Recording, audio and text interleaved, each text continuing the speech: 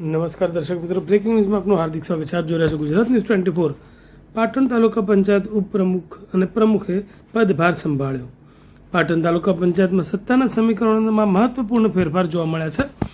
તાલુકા પંચાયતમાં કોંગ્રેસ સત્તા પર આવી છે. તાજેતરમાં પ્રમુખ અને ઉપપ્રમુખની વરણી થયા બાદ આજે બંને હોદ્દેદારો વિધિવત રીતે પદભાર સંભાળ્યો હતો. ખાસ વાત એ છે કે પાટણ તાલુકા પંચાયતમાં હવે જિલ્લામાં મહિલાઓ દ્વારા સંચાલિત એકમાત્ર તાલુકા પંચાયત બની છે. પાટણ તાલુકા પંચાયતમાં કોંગ્રેસે સત્તા હાંસલ કર્યા બાદ પ્રમુખ અને ઉપપ્રમુખની વરણી પ્રક્રિયા પૂર્ણ થઈ હતી. વરણી બાદ આજે નવા પ્રમુખ અને ઉપપ્રમુખે વિધિવત રીતે પદભાર સંભાળ્યો હતો. આ પ્રસંગે કાર્યકરો અને આગેવાનોમાં ઉત્સાહનો માહોલ જોવા મળ્યો હતો. જિલ્લા કોંગ્રેસ પ્રમુખ, શહેર કોંગ્રેસ પ્રમુખ સહિતના આગેવાનો, કાર્યકરોએ પ્રમુખ ઉપપ્રમુખને શુભેચ્છાઓ પાઠવી હતી. પાટણ તાલુકા પંચાયતની સૌથી વિશેષ બાબત એ છે કે પ્રમુખથી લઈને અન્ય મહત્વના તમામ મુદ્દાઓ ઉપર મહિલાઓની વરણી કરવામાં આવી છે, જેના કારણે પાટણ તાલુકા પંચાયત જિલ્લાની એકમાત્ર મહિલાઓ સંચાલિત તાલુકા પંચાયત તરીકે ઉભરી આવી છે. મહિલા નેતૃત્વને પ્રાધાન્ય આપતા આ નિર્ણયને મહિલા સશક્તિકરણની દિશામાં મહત્વપૂર્ણ પગલું માનવામાં આવી રહ્યું છે. નવા હોદ્દેદારોએ તાલુકાના સર્વાંગી વિકાસ અને લોકોની સમસ્યાઓના નિરાકરણ માટે પ્રતિબદ્ધતા વ્યક્ત કરી હતી. આજે પાટણ તાલુકા પંચાયતમાં પ્રમુખ અને ઉપપ્રમુખને પોતાનો ચાર્જ સંભાળવાનો છે. 12/39 પ્રમુખ ઉપપ્રમુખે પોતાનો ચાર્જ સંભાળ્યો છે.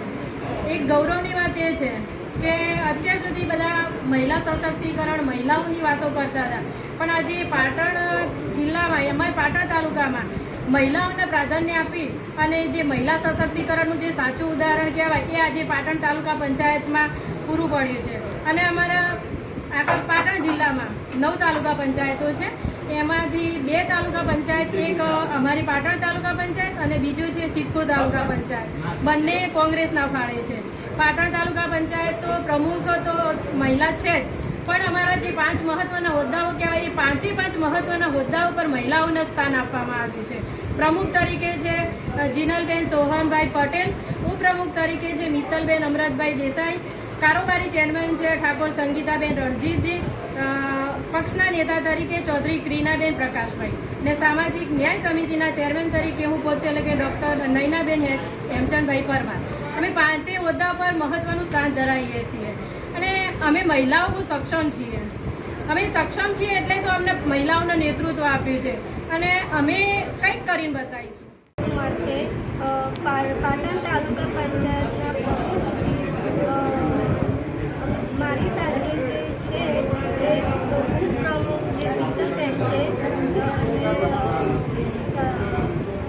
કારોબારી ચેરમેન સંગીતાબેન છે, ન્યાય સમિતિના ચેરમેન નૈનાબેન છે અને તમામ 5 હોદ્દા પક્ષના નેતા મહિલાઓ છે.